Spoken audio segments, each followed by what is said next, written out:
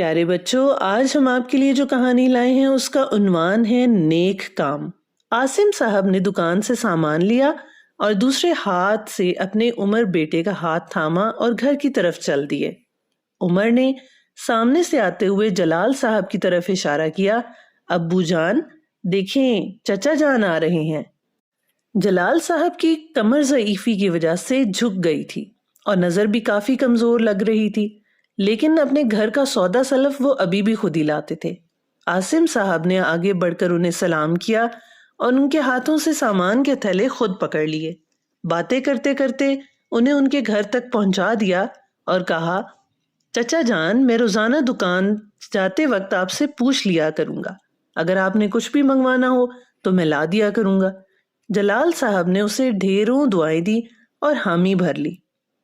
وہاں سے نکلتے وقت عمر نے پوچھا، ابو جان چچا کا گھر تو دوسری گلی میں ہے، روزانہ ان کا سودا لے کر آپ کو مشکل نہیں ہوگی؟ عاصم صاحب نے چلتے چلتے اسے دیکھا اور کہا، مشکل کیسی بیٹا، اسی بہانے تھوڑی چہل قدمی بھی ہو جائے گی اور چچا کا کام بھی ہو جائے گا۔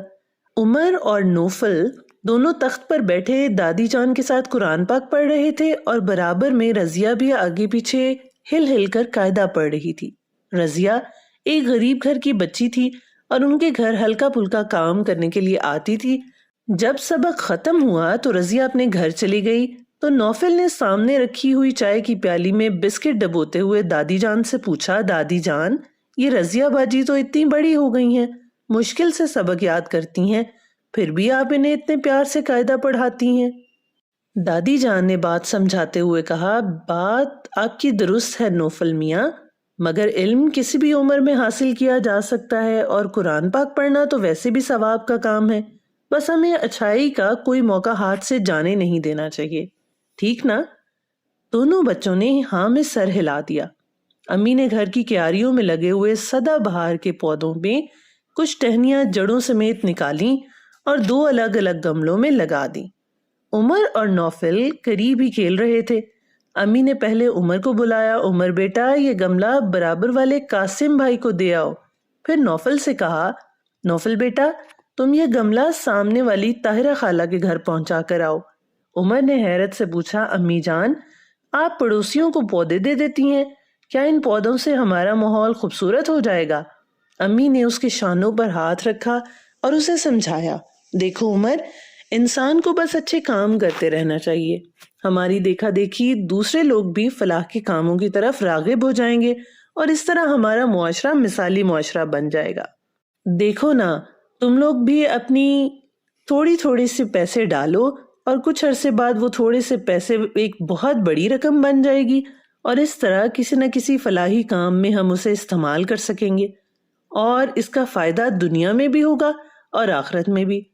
اب عمر اور نوفل نے یہ باتیں غور سے سنی اور اپنا سر ہاں میں ہلایا اور عزم کیا کہ وہ اب کچھ نہ کچھ کریں گے۔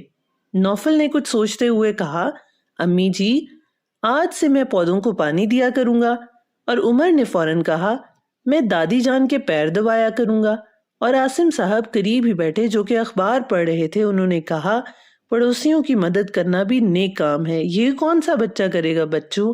دونوں نے ہاتھ بلند کیے اور نعرہ لگایا، ہم کریں گے ہم کریں گے۔ تو پیارے بچوں آپ نے ہماری آج کی کہانی سے کیا سیکھا؟